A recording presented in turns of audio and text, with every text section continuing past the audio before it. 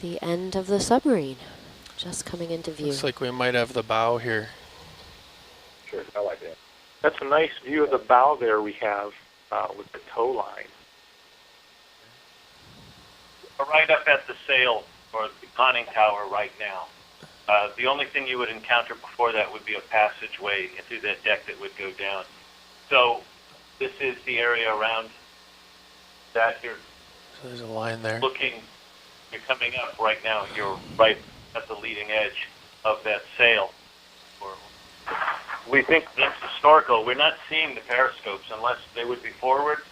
Not seeing them. In fact, it looks like there's the holes for them that attach and come up because these had to be pressurized. So there's your access hatch, and then you've got the cleft in between. You've got where the periscopes would have been, and then you've got the snorkel aft.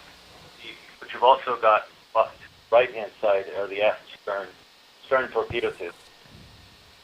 So those are the aft dive planes.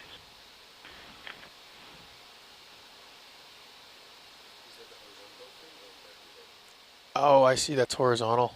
Gotcha. Yeah.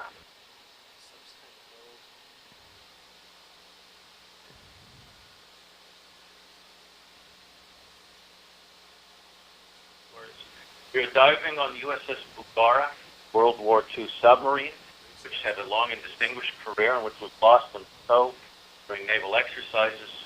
It was now Olympic Coast National Marine Sanctuary, 1971. We're passing over the deck now, just forward of the sail, or the conning tower, as it's known to many people ashore.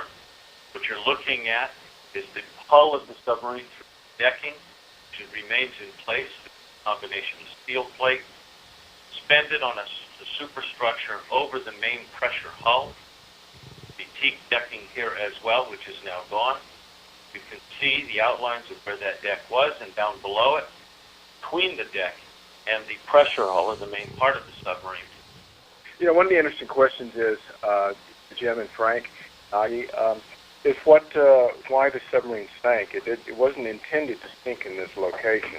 The Navy tug that was towing it had to actually cut the tow to keep it pulling them down with it. So it was definitely taking on water.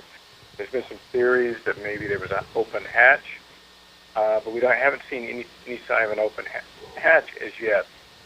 I think another theory was that it was taking water by the stern. To me, that might suggest maybe a seal around the propeller shaft or something leaking, water taking on there. We may, so a lot of these things you may not be able to say absolutely why it sank, but you may be able to answer some reasons why we think it didn't.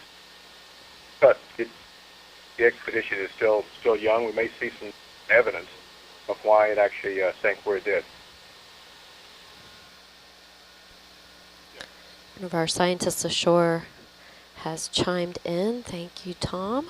Most of the red rockfish are yellow eye rockfish.